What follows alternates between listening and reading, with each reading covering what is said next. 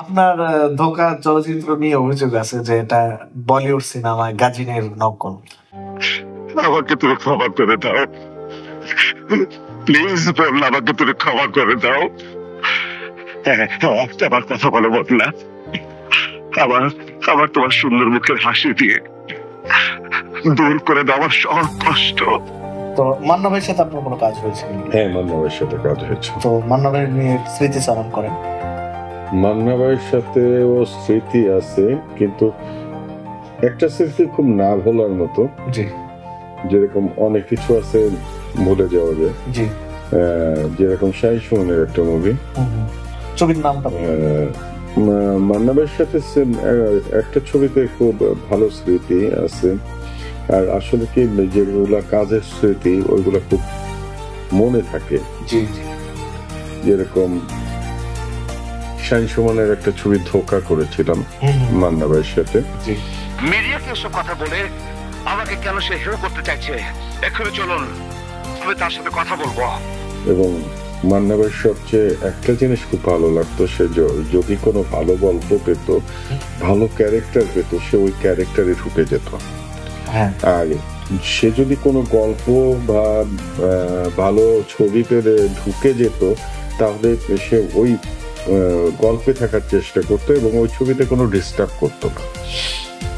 আর সবচেয়ে বড় কথা কি, আমি যে ধোকার আমলের কথা বলছি, তখন শাহীন সুমন মানে মান্নাকে নিয়ে কোনো কাজ করেনি। শাহীন সুমন হিট, শাকিবকে নিয়ে ছবি বানাচ্ছে, অমিত হাসানকে দিয়ে ছবি বানাচ্ছে, অনেককে দিয়ে ছবি বানাচ্ছে।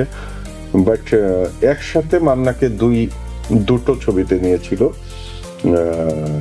শাহীন সুমন, সেটা হলো ধোকা আর নেতা। ওই পত্রিকার খবরটা সকাল থেকে আর কতজনকে যে এই কাহিনী বলবো, বলতে বলতে আমার মুখ ব্যথা হয়ে গেছে। সবাইকে তার বলা যায় না ওর সাথে আমার সম্পর্কটা কত গভীর। বেসিক্যালি ধোকার গল্পটা এক নাম্বার ভালো, দুই নাম্বার হলো শাহীন সুমনের সাথে প্রথম কাজ করতেছে। মান্না ভাইও খুব সিরিয়াস ছিল। আমাকে ভালোবাসে না, আমি তাকে চিনিও না। কি বলছো? শুটিং এর লোকদের বুদ্ধু বানানোর জন্য আমি ওদের মিথ্যে বলেছি। আর সবচেয়ে বড় কথা কি, না বললে হয় না একটা কথা, আমাদের মানে আমার আরেকটা কথা মনে উঠে গেল এই কথাটা বলতে গিয়ে। আমাদের মরহুম ডান্স ডিরেক্টর মাসুম বাবুল ভাই আমার খুব শ্রদ্ধার একজন ব্যক্তি ছিলেন। আমি অনেক ছবি অ্যাসিস্ট করেছি, আসলে আমার খুব ভালো লাগতো বা ই করতো। মাসুম বাবুল ভাই আমার একটা নাম দিয়েছিলেন চকআউট বাবু। মানে চকআউট, আমি খুব সুন্দরভাবে চকআউট করতাম বা ব্রেকডাউন করতাম, যাতে একটা ছবিতে কম সময় লাগে বা কম খরচে একটা ছবি খুব দ্রুত শেষ হয়ে যায়। যে কারণে উনি আমাকে চকআউট বাবু নাম দিয়েছিল। এবং মান্না ভাই তো ক্লোজ ফ্রেন্ড ছিল, তার সাথে ঘনিষ্ঠ পারিবারিক সম্পর্ক মাসুম বাবুল ভাই। মাসুম বাবুল ভাই মান্না ভাইকে বলেছিল আমার কথা, যে ইভেন কি মান্না ভাই আমাকে তার দুই ছবিতে নিতে চাইছিল, আমি করি নাই। আচ্ছা। তা ওই দিন যখন ফার্স্ট আমাদের সেটে ধোকার সেটে আসলো, এসে আমাকে মেকআপ রুমে দেখাইতো, গেলাম। কয় বাবু, আমি তো শাহীন সুমনের ছবি করতেছি, আমি তো আগে কখনো করিনি, আমি জানি তুই চকআউট ভালো করিস এবং কবে কার কখন কোথায় লাগবে সব ডিসিশনটা তুমি নাও। তা আমাকে এমন ভাবে কল দিবা যাতে আমি যেন এসে বসে থাকতে না হয়। তখন আমি বললাম, ভাই এটা বাঙালি টাইম না ইংলিশ টাইম? কয় বুঝলাম না, বাঙালি টাইম না ইংলিশ টাইম? আমি বললাম বাঙালি টাইম হলো ভাই, আমি 10টায় টাইম দিয়েছি আপনাকে, আপনি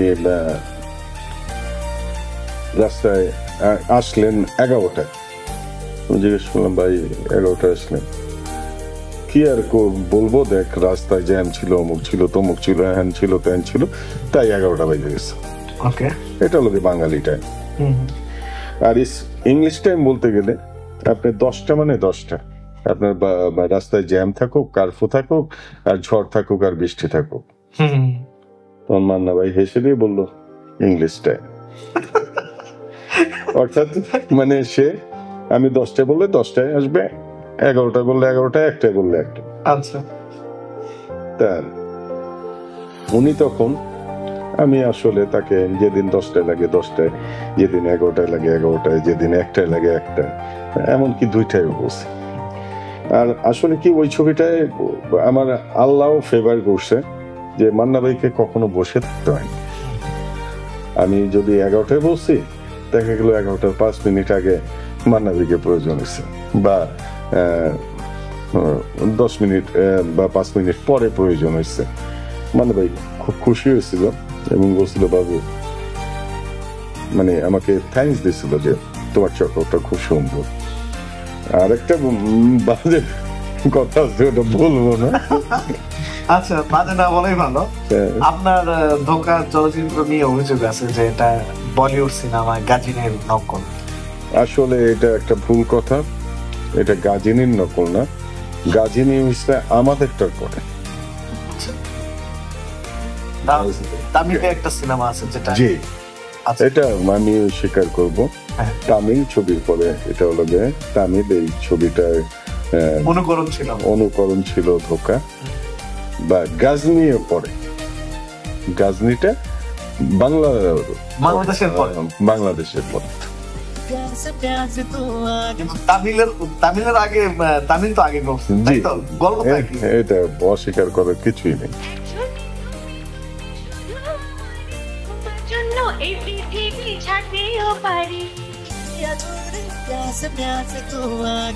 তারপর কম বাজেটের মধ্যে এত সুন্দর ছবি উপস্থাপন করা, এটাই তো বিশাল ব্যাপার, যেখানে বলিউড মুভি শত শত কোটি টাকা বাজেট থাকে। হ্যাঁ, সেটা এটি একটা বড় অ্যাচিভমেন্ট আমাদের বাংলাদেশের পরিচালকরা যে ধরনের ছবি বানায় যত কম পয়সায়, তো সেই অনুযায়ী যে এই ছবি মান্না ভাই কিন্তু আপনারা তৈরি করছেন, এটি তো বিশাল ব্যাপার আমি মনে করি ব্যক্তিগতভাবে। আসলে এটা সত্য যে আমরা যদি আসলে হলিউড বলিউড এইরকম বাজেট পেতাম, সবাই বলে আমাদের ডিরেক্টরদের মেধা নাই, বা ভালো ছবি বানাইতে পারে না, বা ভালো মুভি বানাইতে পারে না।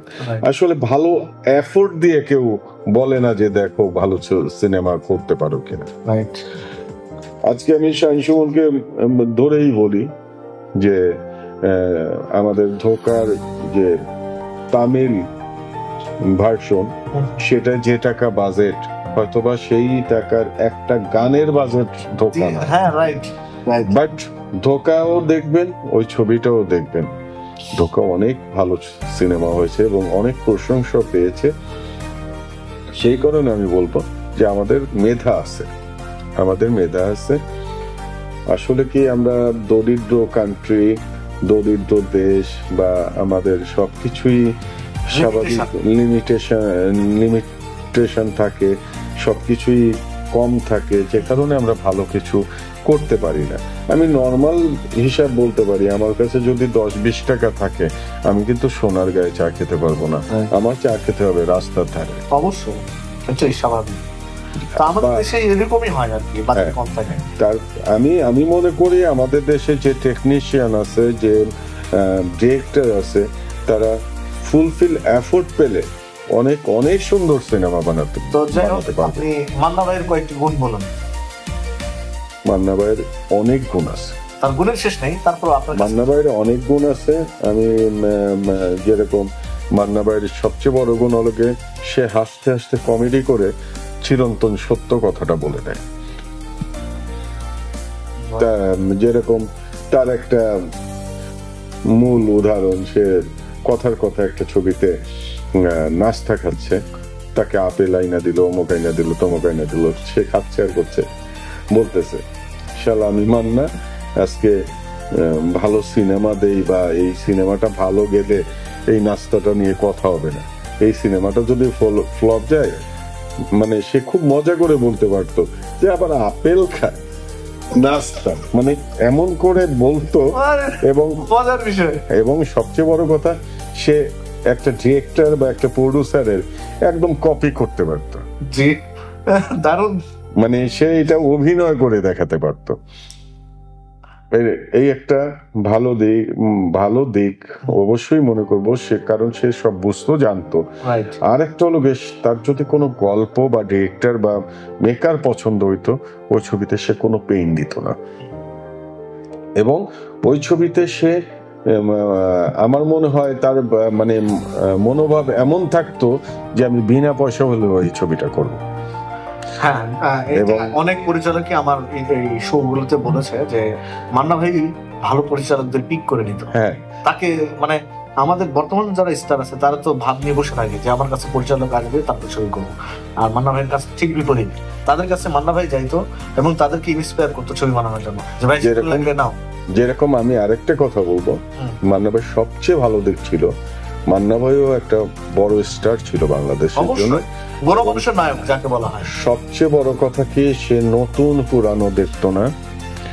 সে যদি খবর পাইতো একটা নতুন ছেলেও ভালো, তার নেটওয়ার্কটা ভালো ছিল, সে যদি খবর পাইতো ভালো একটা গল্প হচ্ছে, ভালো একটা মুভি হবে, ডিরেক্টর নতুন হোক আর পুরনো হোক, জুনিয়র হোক আর সিনিয়র হোক, তাকে খবর দিয়ে এনে উৎসাহ দিয়ে এবং উইদাউট পেইনে এবং টাকার দিকে তাকে তো না, সে ওই ছবি করতো এবং খুবই সুন্দরভাবে শেষ করতো।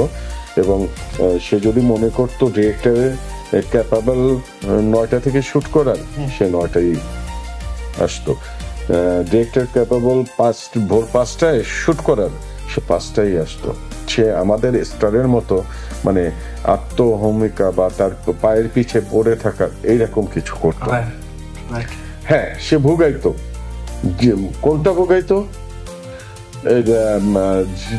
যেটা দেখতো এই গল্পটা চলবে না, এই ছবিটা চলবে না, মেকিংও ভালো হচ্ছে না, তখন ওই ডিরেক্টরে ভোগাইতো এবং ওই ছবিটা শেষ করতো লেট করে। আমি কাউকে ক্ষমা করবো না বোন, আমি কাউকে ক্ষমা করবো না।